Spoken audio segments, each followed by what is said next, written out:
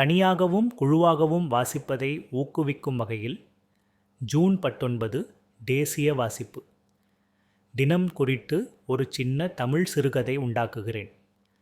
தேசிய வாசிப்பு தினம் வாசிப்போம் வளருவோம். ஜூன் 19 அன்று நாட்டின் அனைத்து பள்ளிகளிலும் வீட்டிலும் நூலகங்களில் எல்லாரும் ஒன்று சேர்ந்து தேசிய வாசிப்பு தினம் கொண்டாடப்படும் நாள். கதை ஒன்று, கனவு 100. சின்ன ஊரில் ரகுநாத் என்பவர் வசித்தார். அவன் மிகவும் சுவாரஸ்யமானவன்.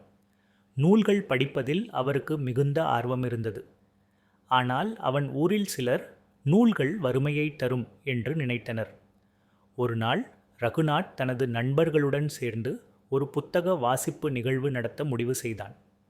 அவன் கூறினான், நூல்கள் நமக்கு அறிவையும் கனவுகளையும் தரும். நம் வாழ்க்கையை மாற்றும் சக்தி நூல்களில்தான். நாளை தினம் ஜூன் 19 தேசிய வாசிப்பு தினம்.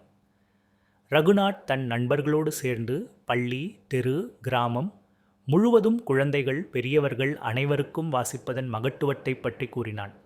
மக்கள் அதிர்ச்சியடையும் விதமாக அவர்களும் புத்தகங்களை எடுத்து படிக்கத் தொடங்கினர். வாசிப்பால் மூளையும் மனமும் வளர்ந்தது.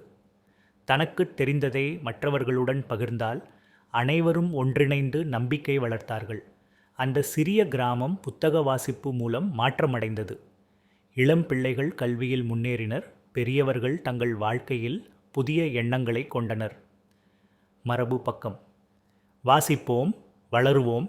ஜூன் 19 தேசிய வாசிப்பு தினம். உரை விளக்கம்.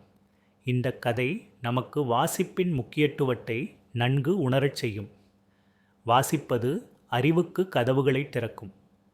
தேசிய வாசிப்பு தினம் வாழ்த்துக்களுடன் அனைவரும் வாசிப்பதன் வழியில் முன்னேறுவோம் என்று ஊக்கம் கொடுக்கும்.